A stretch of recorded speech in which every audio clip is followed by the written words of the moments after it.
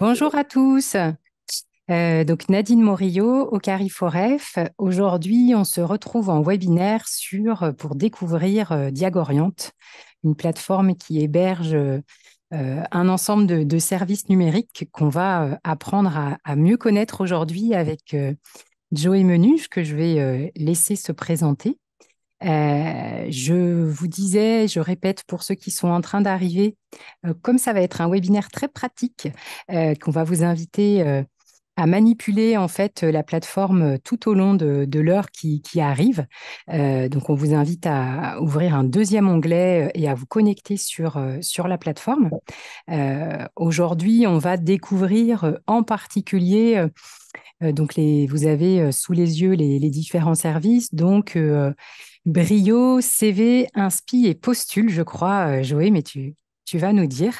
Et donc, je vais te passer la parole très, très rapidement. Simplement, je vous précise que, comme d'habitude, ce webinaire est enregistré, qu'il sera donc visible en replay sur le site Pro Choisir Mon Métier. Il n'y aura pas de support puisque tout le webinaire va se dérouler directement sur la plateforme. Et pour voir le replay, il faudra un petit peu de patience parce que vous avez peut-être remarqué que ces jours-ci, le site Pro Choisir Mon Métier est inaccessible. On a été piraté, donc on est sur le sujet en gestion de la crise. On espère que ça sera rétabli dès que possible. Voilà, Joé, je te passe la parole. Ouais, merci Nadine. Bonjour à tous. Merci d'être présent. Je m'appelle Joe Ménuge. Je suis psychologue du travail spécialisé en insertion, en orientation chez Diagoriant. Je suis responsable de la région Pays de la Loire et du Grand Ouest en général. Je vais vous présenter aujourd'hui la plateforme Diagoriant. Diagoriant, c'est une start-up du ministère du Travail qui propose des services publics. Et donc, un des services publics proposés, ça va être la plateforme numérique qu'on a sous les yeux, que je vais vous présenter.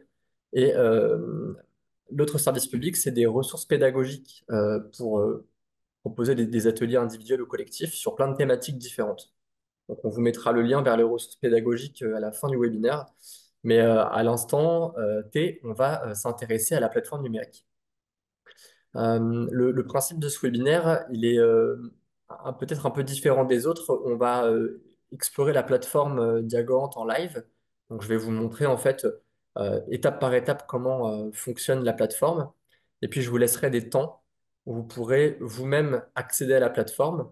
Alors, on n'aura pas énormément de temps pour y accéder, hein. Vous aurez tout le loisir de prendre le temps d'explorer la plateforme en profondeur après le webinaire.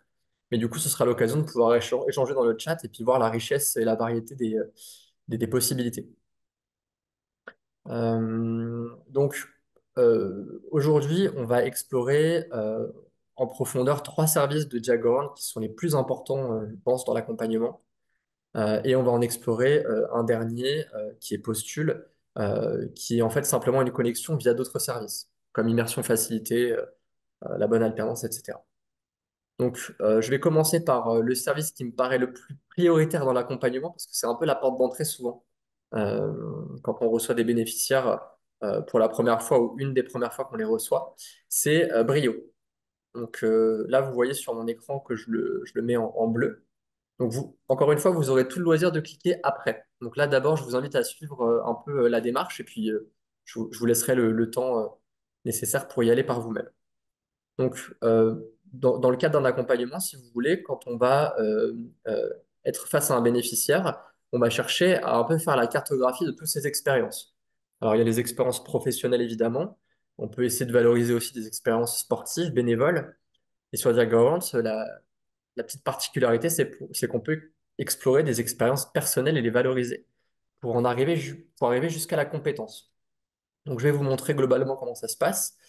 Je vais avoir une personne en face de moi qui me parle des métiers qu'elle a fait, des stages qu'elle a fait potentiellement, des sports qu'elle a fait, qu'elle cherche à valoriser. Et puis, je vais ajouter une expérience. Et puis, le bénéficiaire va constater qu'on peut aussi rentrer par les expériences personnelles. Donc, je vais plutôt aller vers les expériences personnelles parce que c'est toujours étonnant quand on découvre la plateforme pour la première fois. En fait, quand on clique sur expérience personnelle, on a plein de suggestions. Il n'y a pas toutes les expériences personnelles qui existent au monde, hein, évidemment, mais il y a quand même un bon panel de suggestions. Et dans le cas d'un accompagnement, ça va être intéressant de s'en servir lorsque la personne ne sait pas trop quoi valoriser. Vous voyez qu'il y a des choses qui peuvent paraître étonnantes, hein. On trouve les jeux vidéo, on trouve la vie quotidienne, les vacances, la vie sociale, pas mal de choses. Et donc, bah, face à ça, face à ces suggestions, le bénéficiaire va pouvoir un peu s'ouvrir et puis se rendre compte, bah oui, en fait, peut-être qu'il joue aux jeux vidéo et bien, on peut le dire. Donc, on va explorer ça ensemble, par exemple, les jeux vidéo. J'en explorerai deux pour cet exemple.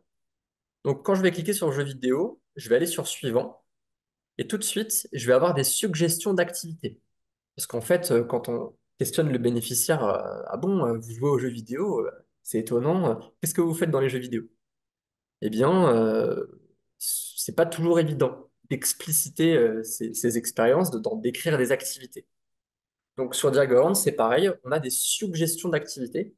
Donc il n'existe pas toutes les activités qui existent dans les jeux vidéo, mais on a une base de suggestions qui va permettre de les transformer en compétences plus facilement. Donc là, vous voyez qu'une personne qui joue aux jeux vidéo, bah, elle pourrait peut-être coordonner une équipe sur Internet, elle pourrait suivre l'actualité de certains jeux ou de certaines personnes, elle pourrait installer une console, par exemple, et puis, je ne sais pas, définir une stratégie. Et puis, elle pourrait aussi faire des activités qui ne sont pas présentes dans les suggestions, ou réécrire des activités. J'ai par exemple eu le cas d'une bénéficiaire qui m'a dit, bah, participer à des compétitions et des concours, c'est plus ou moins vrai, mais j'aurais plutôt dit participer à des compétitions internationales en ligne. Donc là, d'ailleurs, j'avais oublié d'écrire en ligne. Donc, elle va pouvoir ajouter une activité, écrire l'activité en question, et puis ensuite la sélectionner, comme je suis en train de le faire. Lorsqu'on a pu faire le point sur les activités avec le bénéficiaire, eh bien, je vais cliquer sur suivant pour accéder un peu à la richesse de Diagoriante, c'est-à-dire la compétence associée à cette expérience personnelle. Donc, je clique sur suivant, et donc là, je vais avoir un référentiel de compétences techniques et un référentiel de compétences transversales. C'est le référentiel de France Travail, hein, donc ROM 4.0. Simplement, dans le référentiel de France Travail, on voit les compétences et les savoir-être, etc. Nous, on a différencié les deux en compétences techniques et compétences transversales. Donc, la personne qui joue aux jeux vidéo, qui fait telle et telle activité, va peut-être vous dire, bah, je prépare des performances sportives, je réalise une veille du marché, je monte une machine.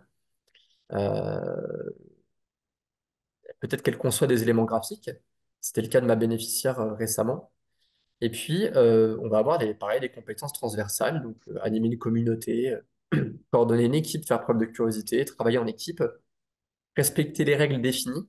Ça, c'est une bénéficiaire qui l'avait ajouté sur ma plateforme. Mettre en place des procédures, c'est aussi une bénéficiaire qui l'avait ajouté sur ma plateforme. Et bah, je sais pas, je vais en prendre un dernier, faciliter les conditions de la coopération.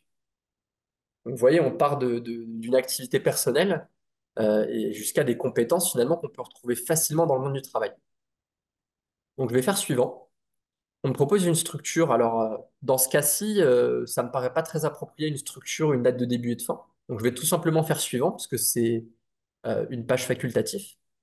Elle va être très utile pour les expériences sportives, bénévoles ou professionnelles. Et puis, bah, en cliquant sur suivant, je retrouve l'expérience que je viens d'ajouter. Et puis, je peux retrouver les activités que j'ai sélectionnées ainsi que toutes les compétences que j'ai sélectionnées.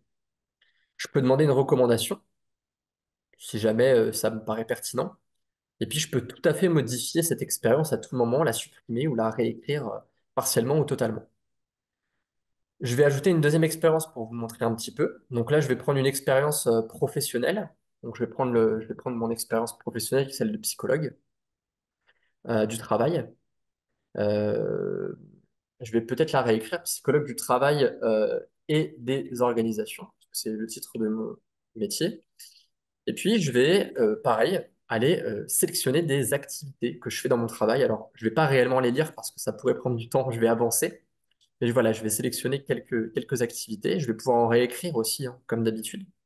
On les retrouve dans vos activités personnalisées.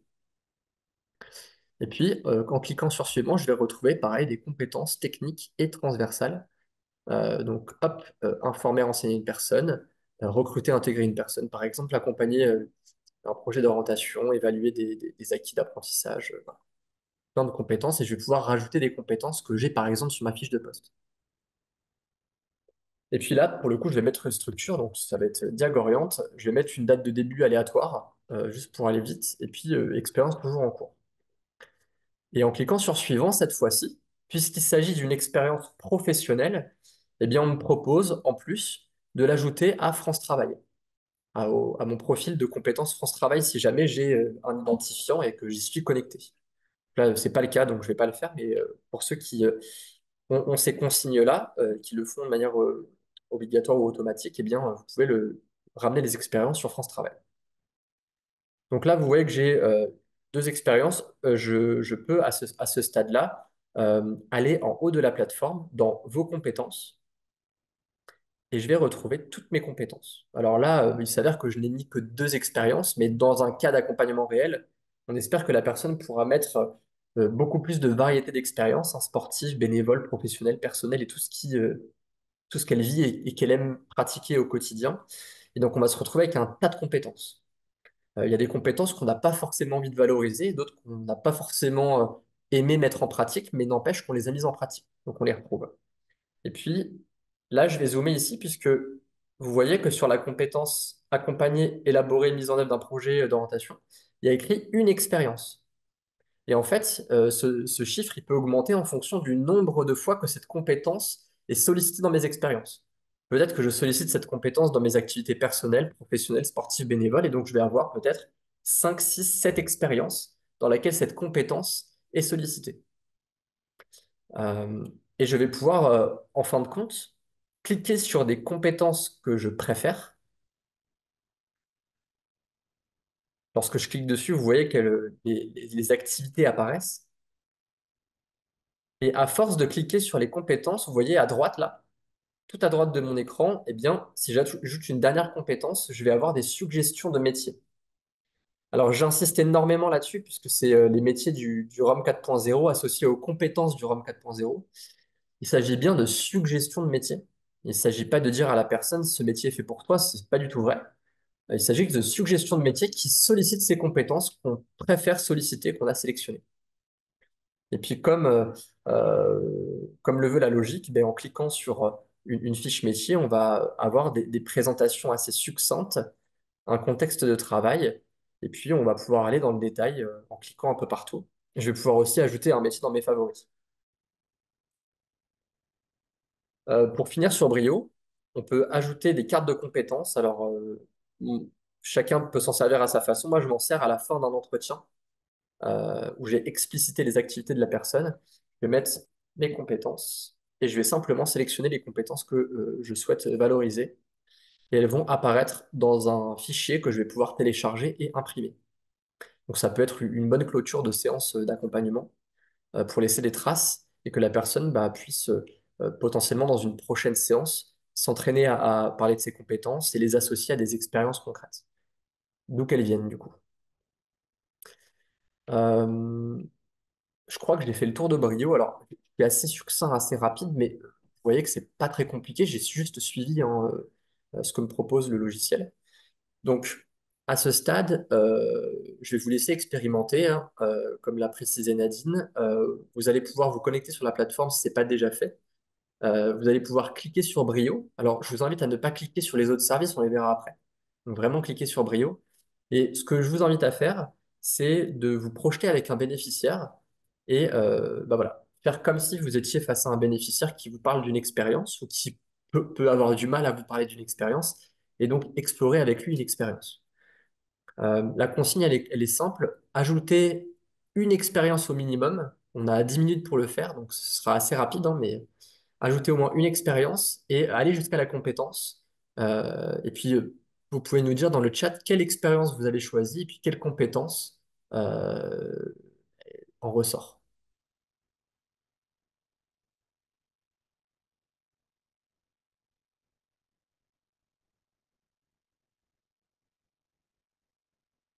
Et je vais arrêter mon partage d'écran en attendant.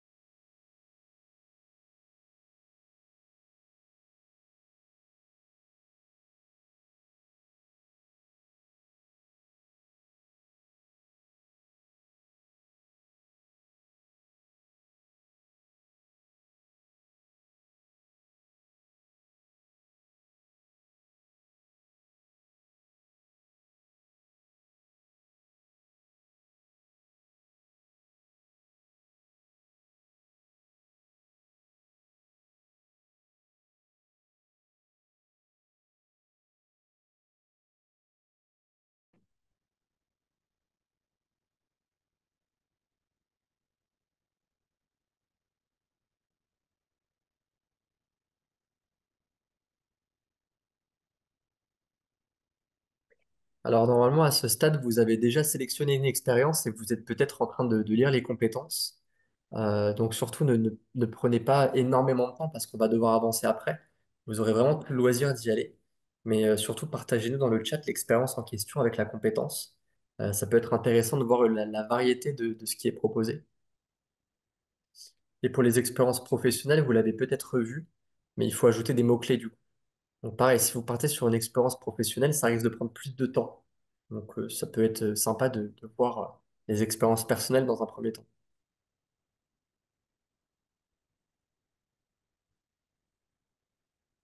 Peut-être on se donne encore, je sais pas, 1 à 2 minutes. Oui, tout à fait.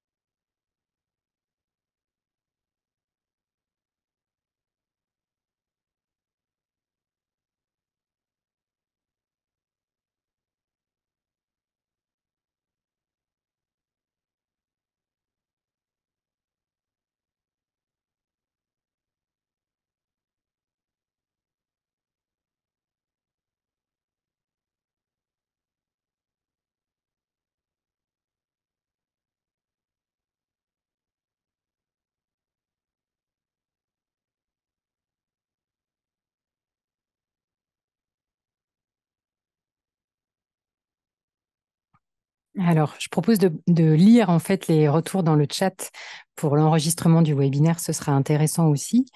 Donc, expérience personnelle, bénévolat pour un festival, compétences associées, concevoir et gérer un projet. Très intéressant, la proposition des cartes de compétences. Alors,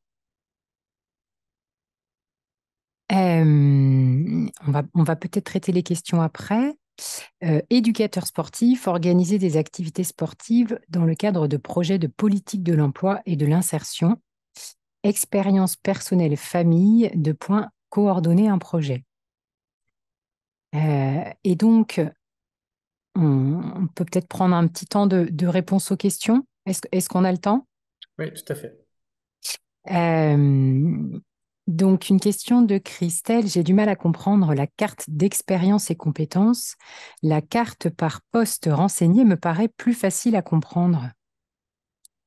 Alors en fait, avant de créer votre propre carte de compétences, effectivement, il y a des suggestions de cartes de compétences. Donc si une carte de compétences ne correspond pas à à ce qui vous intéresse, vous pouvez créer votre propre carte de compétences. Donc là, ce dont vous parlez, Christelle, c'est ça, c'est du coup des propositions.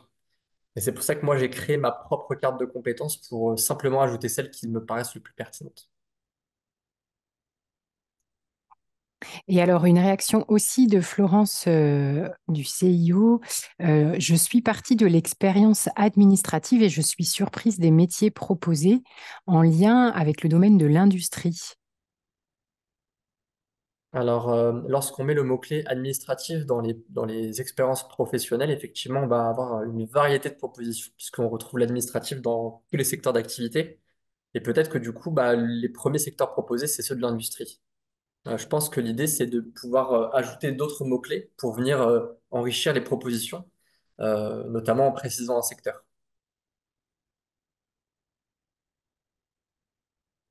Très bien, ça a répondu à la question de Christelle.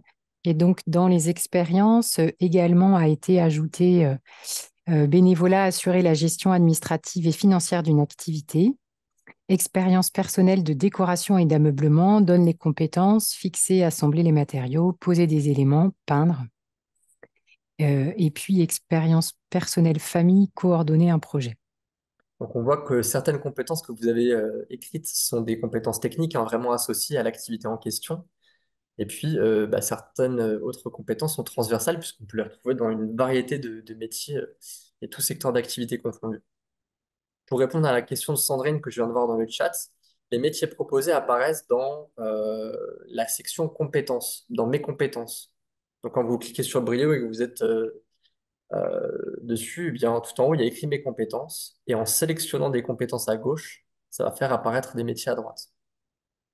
Euh, je vais repartager mon écran pour passer à la suite. Est-ce que c'est bon pour le partage d'écran? Oui, Donc moi, pendant que vous étiez en train d'ajouter des expériences, j'ai fait de même. Donc j'ai ajouté quelques expériences, une sportive et une autre expérience de cuisine. Et donc vous vous retrouvez tout en haut, hein, vos compétences. Et donc là, tout à gauche, en cliquant, je retrouve les métiers à droite. Euh, donc je vais avancer sur les services numériques. J'ai commencé par Brio parce que lorsqu'on a cartographié des expériences avec un bénéficiaire et qu'on a fait le point sur toutes les compétences qui peuvent en ressortir, eh bien, souvent, la suite logique, ça va être de pouvoir en faire un CV. Donc, moi, je vais aller tout de suite découvrir avec vous le service CV et voir le lien qui est fait avec Brio, en fait.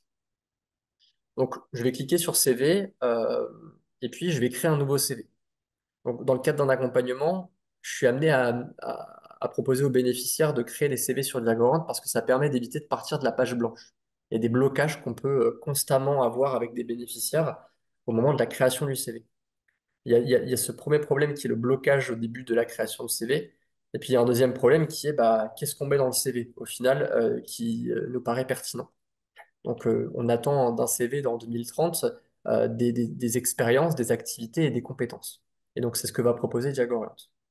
Donc je vais cliquer sur Nouveau CV et là je vais rentrer dans une espèce de programme auto-guidé pour faire le CV.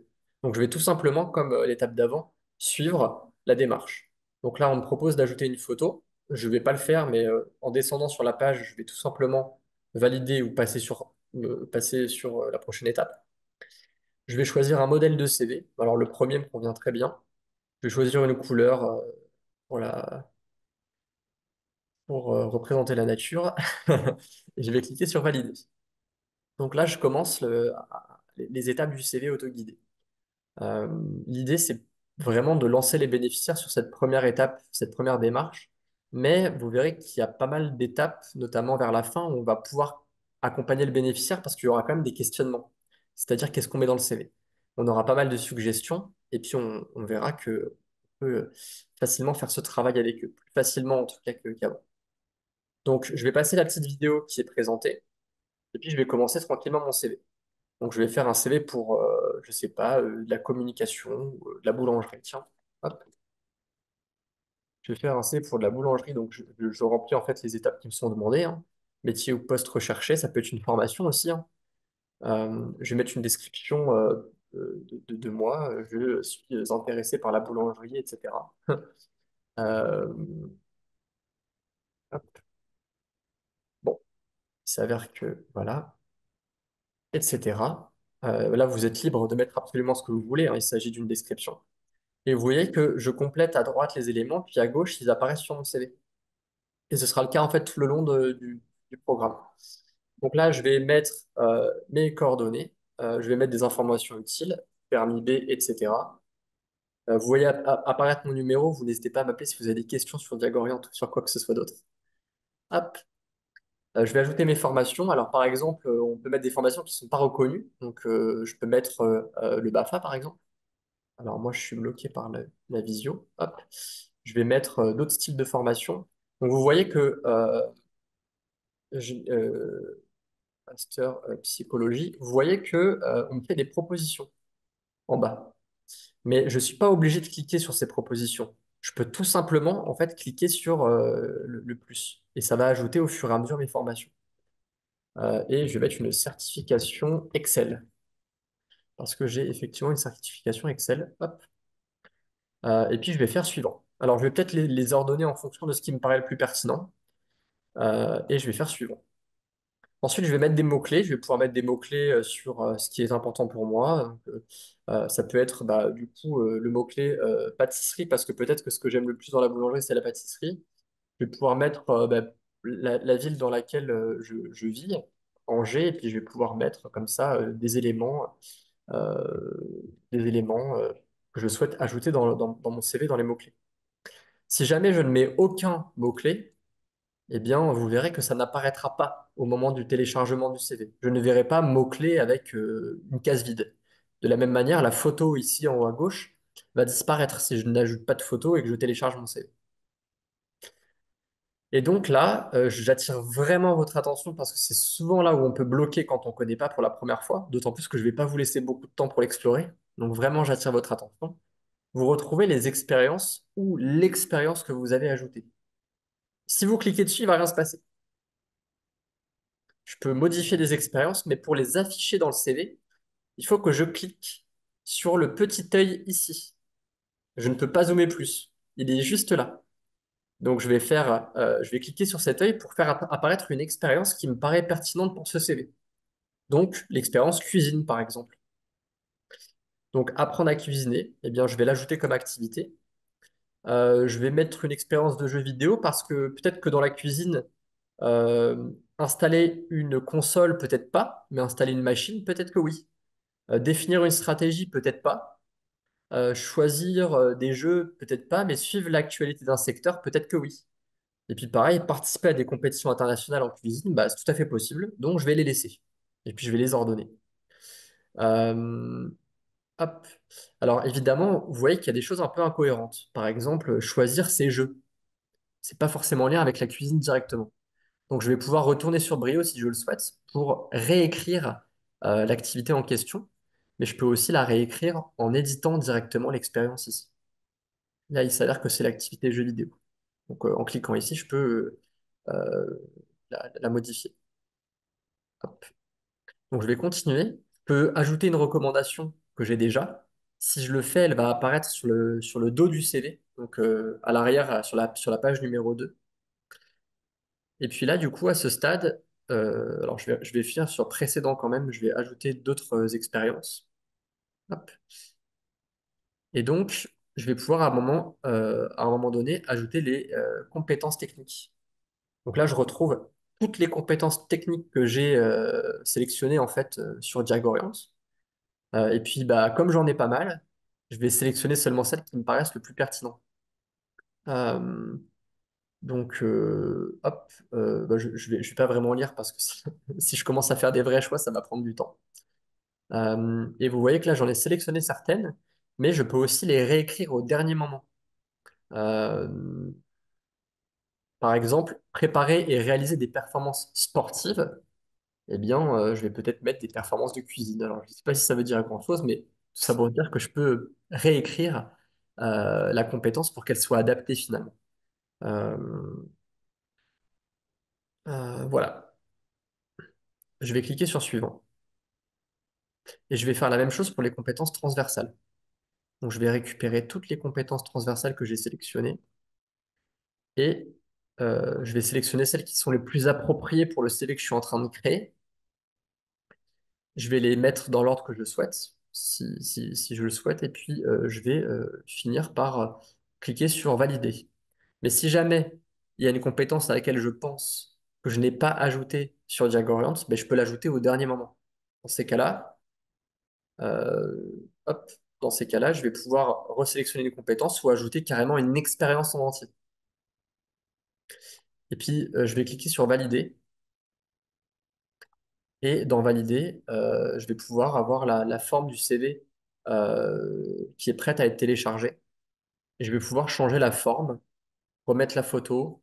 Euh, hop, alors, je suis un peu perdu avec les fenêtres de Zoom. Je me suis perdu. Hop. Est-ce que vous me voyez toujours? Oui. Ok, parfait. Donc je peux réorganiser mon CV en fonction des expériences, compétences, etc. Je Alors, peux c'est justement une question, Joey. Est-ce qu'on peut ordonner les rubriques, changer l'ordre entre les expériences et les compétences? Là, je vais mettre les compétences techniques et les transversales en priorité. Et viendra ensuite les expériences pour pouvoir les expliquer, ces compétences, par exemple. Euh, Et si on modifie des choses dans CV, est-ce que du coup, ça se met à jour dans Brio? alors, j'ai souvent cette question. En fait, quand je modifie quelque chose pour créer un CV tout à fait adapté, ça ne va pas changer ce qu'il y a dans Brio. Parce que je fais la modification pour un CV en particulier. Mais peut-être que pour un autre CV, je n'aurai pas besoin de faire cette modification. Donc, je vais garder ce que j'ai mis à la base dans Brio et je ferai les ajustements au fur et à mesure. Si jamais il y a une compétence, une réécriture qui est nécessaire pour tout type de CV, dans ce cas-là, autant la modifier directement dans Brio.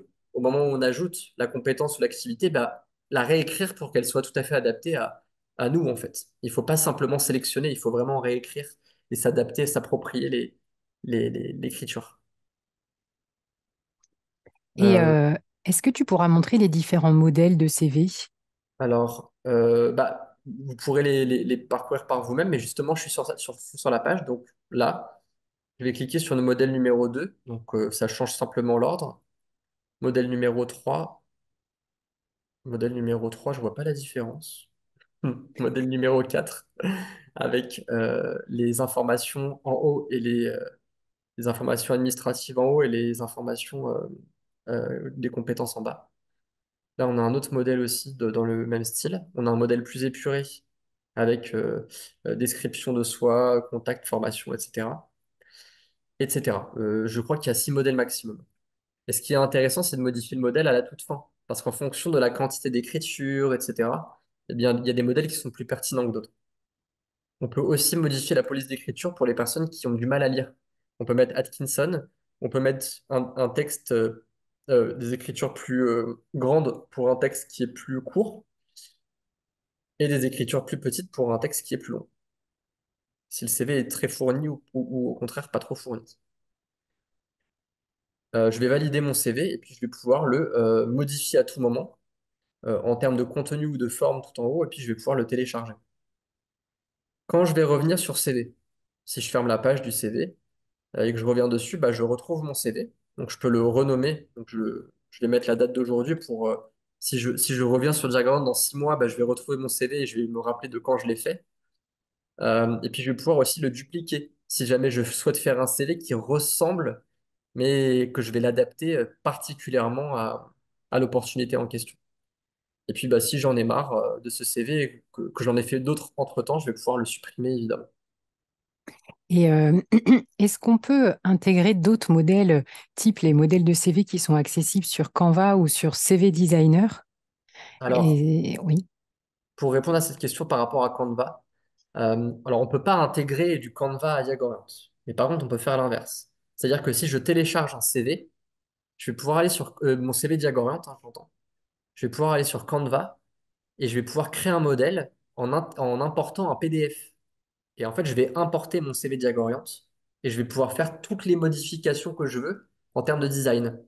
Et donc là, à ce moment-là, Canva va me proposer des formules qui correspondent à l'écriture qui est sur mon CV, voilà, au fond de mon CV.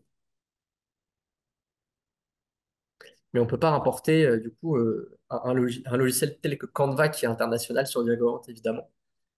Et pareil, on ne peut pas sur Diagorant avoir une offre aussi fournie que Canva puisque on dirait pas, mais c'est très technique tout ça, le graphisme, etc., tous les contenus qu'il y a sur Canva. Donc par contre, le sens inverse est possible. Dans le cas d'un accompagnement, ce qui va m'intéresser avec le bénéficiaire, c'est de faire le fond du CV, ce qui compte le plus dans ce CV. Et à partir du moment où le fond du CV est prêt, généralement, j'ai des bénéficiaires qui vont ensuite, de leur propre chef, aller sur CV Designer ou Canva pour le modifier à leur goût, finalement. Mais au moins, ils ont tout le contenu qui est prêt. Et je pense que c'est le plus important, du coup. En tout cas, c'est ce qui les rassure le plus. Parce que s'ils commencent de Canva avec un CV vide, c'est pas très facile, pas toujours évident. Je vous laisse peut-être 5 minutes pour découvrir la fonction CV. Je vous laisse pas beaucoup de temps parce qu'on doit avancer. Mais encore une fois, hein, si vous n'avez pas l'opportunité d'y aller maintenant, c'est pas grave du tout. Vous pourrez y aller après coup. Et puis si vous avez des questions après coup aussi, vous pourrez me recontacter sans aucun problème.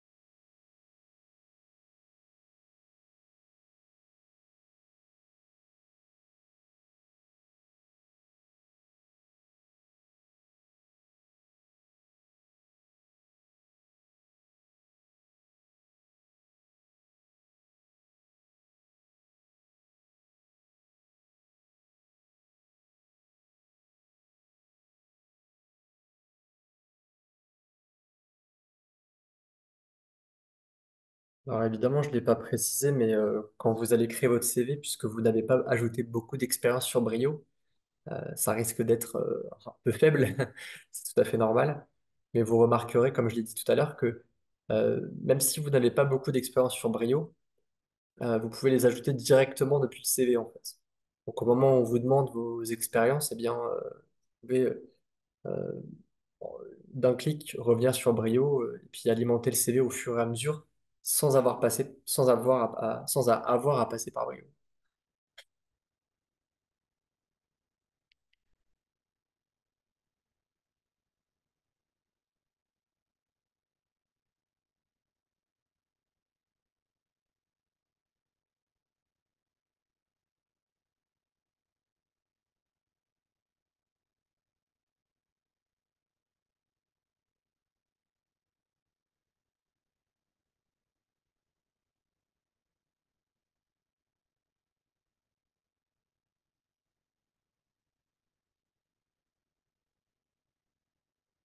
Je vous propose d'aller encore 2 minutes pour faire le CV et puis on passera à la suite logique.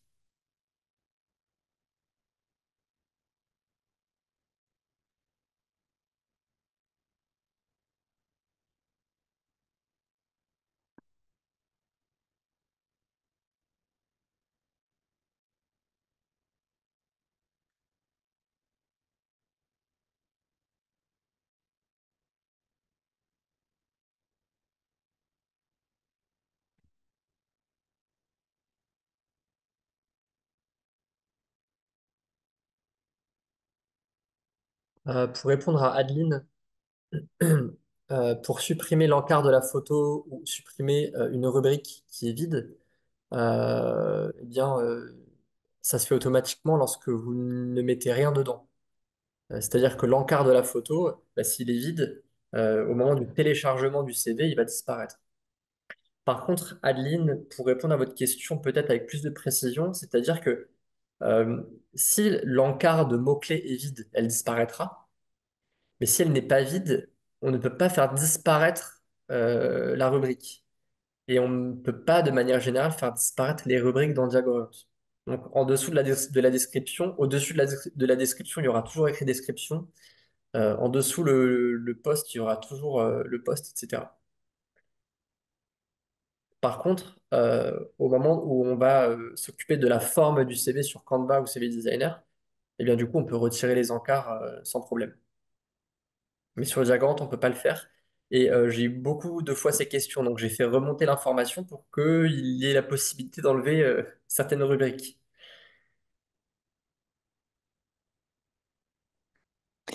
Alors effectivement, bonne remarque. Euh, il n'y a pas de rubrique pour décrire les entreprises dans lesquelles les personnes ont travaillé. Non, il n'y a pas de rubrique pour décrire des entreprises. On peut simplement... Alors là, vous parlez de décrire, on peut évidemment les nommer. Quand on a ajouté dans une expérience une structure, date de début et de fin, elles apparaissent dans le CV. Mais par contre, on ne peut pas décrire une entreprise à proprement parler sur Diagram. On s'intéresse seulement aux expériences, activités et compétences. Mais par exemple, après le nom de l'entreprise, est-ce qu'on ne peut pas rajouter, je sais pas, entreprise de service à domicile, par exemple? Ça, c'est pas possible d'ajouter ça à la suite de l'intitulé de l'entreprise? Oui, ça c'est tout à fait possible. Mais il n'y a pas de rubrique dédiée, si vous voulez. Moi, je pourrais par exemple ajouter Diagorient, espace, service numérique, service public. Mais Et euh, alors, il y a une question sur les dates de début et de fin des expériences professionnelles. oui, en fait, lorsqu'on ajoute une expérience sur Brio ou sur le CV directement, on nous demande la structure, la date de début et la date de fin. Si on n'a pas ajouté de date de début, de fin et de structure, ça n'apparaît pas sur le CV. Si on l'a rajouté, ça apparaît sur le CV. Donc, par exemple, les expériences personnelles, souvent, il n'y a pas de date de début et de fin, ni de structure, et donc elles n'apparaissent pas avec cet encadré. Mais les expériences professionnelles, sportives et bénévoles, vous pourrez retrouver les dates de début, de fin et de structure si vous les avez ajoutées. Si vous ne les avez pas ajoutées, elles n'apparaîtront pas. Et est-ce que tu pourrais réexpliquer comment sur Canva importer le CV Diagorient pour ensuite pouvoir avoir plus de possibilités de mise en page? En fait, quand on crée un compte Canva gratuit, on peut créer un modèle. C'est la première chose qu'on nous propose. Et soit on crée un modèle à partir des exemples proposés par Canva, soit en partant d'autres exemples qui nous en sont proposés. Soit on a l'option créer un modèle à partir d'un fichier PDF. Et donc, on importe ce fichier PDF. C'est en fait le CV qu'on a téléchargé. Par contre, je vois que le temps file et donc je vais devoir passer Oui. assez vite à l'avant-dernier outil. Et j'aurai pas mal d'explications en plus, donc le temps va être un peu serré, je vais me dépêcher. Euh, je vais refaire mon partage d'écran. Hop.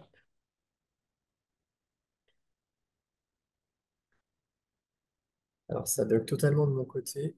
Est-ce que vous voyez mon écran? Oui. Ok, parfait. Alors, hop. Donc, quand on a fait le CV avec le bénéficiaire, normalement, avant qu'on fasse le CV avec le bénéficiaire, on sait à peu près vers où va partir le CV, vers quel secteur, vers quel métier. On a un service qui s'appelle Inspi ici, qui permet justement d'élargir ses horizons métiers, de découvrir des métiers par rapport à nos centres d'intérêt. Sur Brio, on pouvait découvrir des métiers par rapport aussi à nos compétences. Et du coup, là, sur Inspi, c'est vraiment les centres d'intérêt. Donc, pareil, j'attire votre attention parce qu'il y a eu une mise à jour la semaine dernière et donc on a de la nouveauté, c'est pas forcément évident.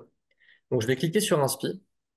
Dans le cadre d'un accompagnement avec un bénéficiaire, je vais cliquer sur Inspi pour qu'il élargisse ses horizons métiers. Si la personne me dit, je ne sais pas dans quoi faire un stage, je ne sais pas vers quel métier me tourner, je ne sais pas quelle formation pourrait m'intéresser, si on n'a pas eu d'indice avec les compétences, et si on n'a pas eu d'indice avec toutes les expériences qu'elle nous a dit, et puis les choses qui se ressemblent les unes avec les autres, eh bien, on va pouvoir utiliser les centres d'intérêt. Donc, il y a deux options sur Inspi. Moi, je vais vous parler de celle qui est la plus appréciée par les conseillers et conseillères euh, qui font de l'accompagnement avec les bénéficiaires. Et aussi, c'est apprécié le plus par les bénéficiaires. Donc, autant aller directement droit au but, c'est le profil RIASEC.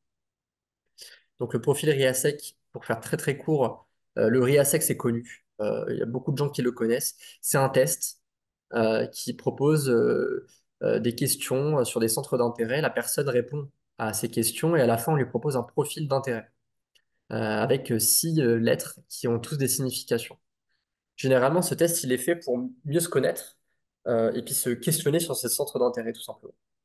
Là, le RIASEC qu'on propose, nous, il est tout nouveau. Il est sorti officiellement il y a un mois. Les tests scientifiques ont été validés il y a moins de 6 mois. Et on a un des échantillons les plus gros qui existent. On a un partenariat avec l'étudiant. Donc nos données psychométriques sont vraiment très solides.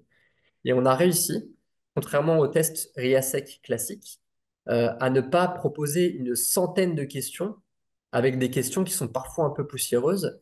Nous, on est redescendu à 30 questions. Et les questions, pour la partie jeune, par exemple, ont été co-construites avec les jeunes. Donc, c'est les jeunes qui ont plutôt validé les items et qui nous ont permis de garder que les items, que les centres d'intérêt, hein, puisque c'est ça les items, que les centres d'intérêt qui sont les plus pertinents. Donc, je vais cliquer dessus pour vous montrer et je vais directement vous montrer la page que vous allez voir. On va vous demander si vous êtes un jeune ou un adulte. Donc, moi, je vais aller directement vers le RIASEC adulte. Et puis, comme le RIASEC classique, je vais avoir des propositions. Je vais devoir faire des choix parmi deux propositions. Et je vais pouvoir mettre neutre si jamais ça ne m'intéresse pas et je vais pouvoir me positionner. Donc, qu'est-ce que je préfère entre réaliser des compositions florales ou réaliser des opérations de saisie de courrier? Mais il s'avère que moi, je préfère réaliser des compositions florales, mais c'est pas trop ce que j'aime non plus, quoi. Donc, je vais quand même cliquer parce que je préfère ça. Et puis, je vais dire, bah, finalement, j'aime pas beaucoup, quoi. Je vais me positionner. Et puis, prospecter des biens immobiliers ou concevoir des outils pédagogiques, bah, c'est plutôt concevoir des outils pédagogiques, et ça, j'adore. Et au fur et à mesure, comme ça, je vais faire des choix. Et si vraiment je n'y arrive pas, je vais pouvoir mettre neutre pour passer à la question d'après. Et puis, je pourrais revenir à tout moment sur la question d'avant si nécessaire. Une fois que j'ai fait ce questionnaire, euh, je vais avoir, à la toute fin du questionnaire, je vais avoir l'opportunité de me positionner moi-même. C'est-à-dire me positionner sans prendre en compte le résultat du test, en fait. Donc, on a évité de mettre des mots qui n'étaient pas compris. Donc, vous verrez que on peut se positionner par ordre de priorité, hop, par rapport à ce que je préfère. Et puis, je vais valider et je vais avoir un questionnaire qui se présente comme ça. La première chose qui va apparaître n'est pas le résultat du questionnaire, mais ma propre perception de moi-même. Enfin, là, c'est aléatoire pour le coup, mais c'est par rapport à mon propre positionnement, en fait. Donc, je vais commencer à avoir des résultats par rapport à mon propre positionnement. Si je suis pas d'accord avec ce positionnement, je vais pouvoir le réorganiser. Et puis, dans un second temps seulement, je vais avoir une proposition de résultat par rapport aux réponses que j'ai données au questionnaire. Et donc, vous voyez que là, il y a une différence. Les deux premiers, c'est S et I, et ici, c'est E et A. Et c'est tout l'intérêt du questionnaire. Alors là, c'est aléatoire, hein, mais c'est tout l'intérêt du questionnaire de pouvoir différencier, comparer la perception qu'on a de soi-même et les résultats d'un questionnaire qui permet une comparaison à la population générale, en fait. Donc là, je vais pouvoir essayer de comprendre pourquoi il y a une différence ou au contraire pourquoi il n'en a pas. Je vais avoir quelques explications sur le test quand même, hein. Le principe du test, l'intensité de préférence, l'importance des résultats combinés dans le test, hein, la proximité des facettes, hein, la proximité des profils. Et puis, je vais pouvoir à ce stade, une fois que j'ai compris comment ça fonctionne, eh bien me dire si le test ne correspond pas du tout à ma perception et que ça m'étonne, eh bien je vais refaire le test de manière quasiment illimitée finalement pour m'approcher de quelque chose qui est plus subtil, qui me correspond plus en fait. Euh, et puis, je vais avoir des explications quand même au bout d'un moment, ce serait sympa, des explications des différents profils. Donc évidemment, dans le test RIASEC, le but n'est pas de dire à la personne, vous êtes un profil social. L'idée, c'est de dire, bah, vous avez plutôt un profil social, mêlé à un profil investigateur et puis mêlé à d'autres profils. Et du coup, et comment ça vous parle en fait par rapport à ce que vous aimez faire dans la vie, par rapport à comment vous êtes dans votre métier, par rapport aux formations que vous pourriez aimer vouloir faire ou aux postes euh, que vous souhaitez obtenir. Et puis, on retrouve toutes les explications si jamais on souhaite aller dans le détail, mais à la base, on n'a seulement que deux propositions. Et l'intérêt du test, eh bien, c'est de découvrir des métiers qui sont en lien avec nos intérêts professionnels.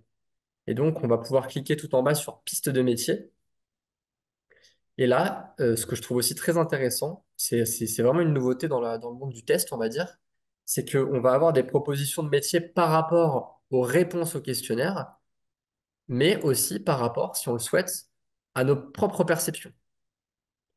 Donc, on n'est jamais enfermé dans le test en tant que bénéficiaire. On a toujours le choix et on a aussi l'occasion toujours de se repositionner si eh bien, il y a un ajustement à faire. Donc, je vais cliquer sur Peut-être les... une petite question, Joël, Ouais. enfin, qui remonte un tout petit peu en arrière, mais sur les réponses, on a la possibilité de choisir neutre. Est-ce que c'est limité en nombre de neutres?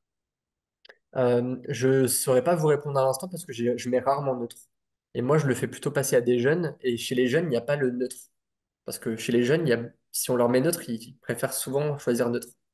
Donc, il n'y a que chez l'adulte qu'on le retrouve et je ne l'ai pas encore passé suffisamment pour voir s'il y a un blocage. Bon, Il- alors, les il- participants ont dû tester, puisque du coup, ils répondent que c'est limité a priori à quatre neutres. Ça m'étonne pas, Une ouais. question, d'où viennent les fiches métiers? Les fiches métiers qui sont tout en bas ici, là, quand je clique là, par exemple. Oui, j'imagine, et puis on les a vus aussi tout à l'heure quand on Oui. était dans Brio, les pistes métiers proposées. Oui, alors les fiches métiers, je crois qu'elles viennent de, je pense pas qu'elles viennent de Métiers-Scope de France Travail, ou peut-être il y a une partie qui est prise de Métiers-Scope, mais je crois qu'elles sont retravaillées à la main en fait, qu'elles ont été synthétisées parce que c'était l'objectif à la base. Et par contre, dans les contextes de travail, on retrouve les contextes de Métiers-Scope, il me semble. Pour ceux qui l'utilisent, n'hésitez pas à me confirmer. Euh, Et et par peut-être exemple, pour préciser par rapport à la question qui était est-ce qu'ils sont issus de votre propre structure ou du CARIF, sur le site Choisir mon métier, les entrées métiers sont également les entrées du ROM et ça a également fait l'objet d'une synthèse en fait sur le plan rédactionnel, mais en tout cas les périmètres de métiers sont issus du ROM. Et là, on est sur la version du ROM 4.0, la plus récente, qui du coup a augmenté en fait le nombre de métiers. Avant, on avait 500 métiers dans le ROM. Là, on doit être 540, enfin, on va être proche des 600, je pense, actuellement, et c'est appelé à se développer dans les prochaines années. Donc, il y a un affinage en fait qui est fait sur certains métiers qui étaient avec un périmètre un peu large, comme par exemple quand on avait l'esthétique et à l'intérieur le métier de tatoueur, par exemple, bah, aujourd'hui ça fait l'objet de deux métiers distincts.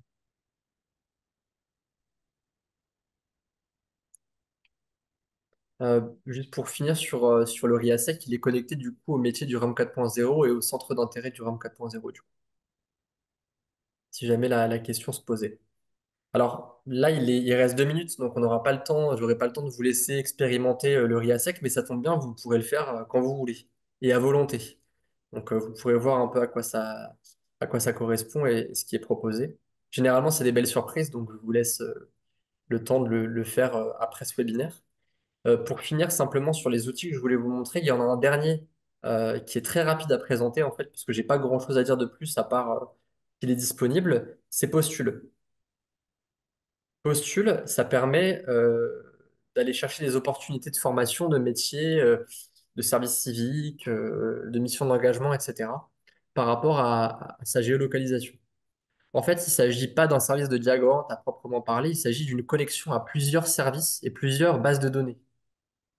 Et notamment, Nadine, j'ai appris ça il n'y a pas longtemps, c'est que la base de formation était la base qui vient des données des Cariforef. On a Immersion Facilitée qui est juste là pour ceux qui connaissent, ce qui permet de trouver un stage ou une immersion euh, euh, voilà, avec des entreprises. On a la bonne alternance qui est connectée sur le service ici aussi. On a France Travail, hein, du coup, le service civique, évidemment. Et puis, on a une mission d'engagement, ça vient d'un site internet qui est peu connu, qui s'appelle je veux aider.gouv. On retrouve énormément de missions d'engagement en fonction de là où on habite. Donc, je vais simplement vous donner un exemple parce que je faisais un C pour la boulangerie tout à l'heure. Donc, je vais mettre le mot-clé boulangerie. Je vais avoir plusieurs propositions. Et puis, ben, je vais mettre ma ville. Et puis, je vais mettre un rayon de kilomètres. Alors, disons que je suis pas très, très mobile. Je vais mettre 20 kilomètres. Je vais rechercher et je vais avoir, du coup, dans les résultats, par exemple, des entreprises qui se sont elles-mêmes référencées comme étant capables d'accueillir des personnes en immersion. Et donc, en stage, puisque ça, c'est plus ou moins le même principe pour les employeurs, en fait. Il y a certaines entreprises ont laissé leurs coordonnées pour candidater immédiatement et d'autres ne les ont pas laissées. Donc là, on voit qu'il n'y a pas écrit candidater, par exemple, et qu'il faut trouver les informations en ligne. Mais voilà, je vous laisserai explorer, hein. J'ai pas grand-chose de plus à dire puisqu'il s'agit simplement de plein de services connectés qui se regroupent tous sur Diagoraut. Euh,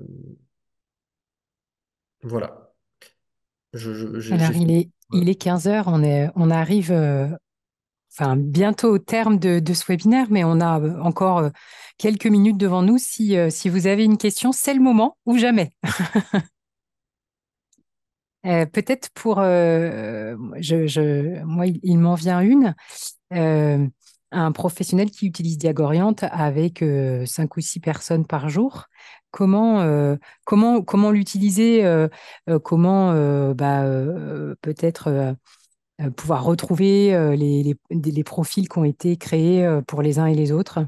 Bon, merci Nadine pour la question parce que je l'avais pas abordé du tout. On a la plateforme pro qui est sortie il y a 2 semaines. En fait, cette plateforme pro, elle permet de suivre des bénéficiaires et donc on va créer un groupe de côté professionnel. On va ajouter les bénéficiaires avec une adresse mail, par exemple. Il y a plein d'autres façons de le faire, hein. Ils peuvent rejoindre le groupe autrement. Et une fois qu'ils sont dans le groupe, moi, en tant que professionnel, je vais pouvoir accéder à leur profil quand je veux. Et donc, je vais pouvoir retrouver s'ils ont fait des CV récemment, s'ils ont fait passer le RIASEC, s'ils ont ajouté de nouvelles expériences, s'ils ont mis des métiers en favori, par exemple. Toutes ces informations-là que je vais pouvoir retrouver sur la plateforme pro. J'ai pas forcément le temps d'en parler maintenant, mais pour ceux qui seront intéressés par Diagorant et qui reviendront vers moi, évidemment, je leur montrerai la plateforme pro et ainsi que toutes les ressources pédagogiques qui sont à disposition. Et en parlant de ressources, du coup, je vais mettre un lien dans le chat puisque on retrouve toutes les ressources gratuitement sur Diagorient. J'ai pas forcément d'explications à donner puisqu'elles sont toutes présentes. C'était plutôt clair. Euh, je mets le lien directement ici et puis peut-être qu'il sera envoyé par mail après le webinaire, si c'est possible. Bien sûr. Euh, et donc peut-être la dernière question qui revient un petit peu sur le sujet d'avant. Donc si vous voulez suivre par exemple, les RIASEC ou les compétences créées par vos bénéficiaires, comment vous procédez auprès d'eux et est-ce qu'ils doivent du coup créer leur propre compte? Alors oui, ça c'est une des conditions qui pour l'instant ne peut pas être changée, c'est que quand on veut garder un compte pour soi, on est obligé de créer avec une adresse mail et un mot de passe. Il y a d'autres solutions, hein. Je sais qu'il existe d'autres solutions avec des liens Internet qui s'enregistrent en tant que compte eux-mêmes, mais ce ne sera pas le cas pour Diagorient. Donc il faut absolument que le bénéficiaire s'enregistre sur Diagorient et qu'il ait ses propres identifiants. Dans le cas d'un accompagnement avec quelqu'un que j'ai en face de moi, je vais évidemment pas tout de suite aller sur Diagorient, hein. Il y a plein d'échanges avant. Mais au moment où je vais aller sur Diagorient, je vais finalement lui créer un compte euh, pour faciliter l'accès. Et puis je le ferai repartir avec ses identifiants, etc. Mais oui, la création de compte est obligatoire. Et est-ce que du coup ils doivent donner une autorisation pour que le professionnel ait accès à ce qu'ils vont faire?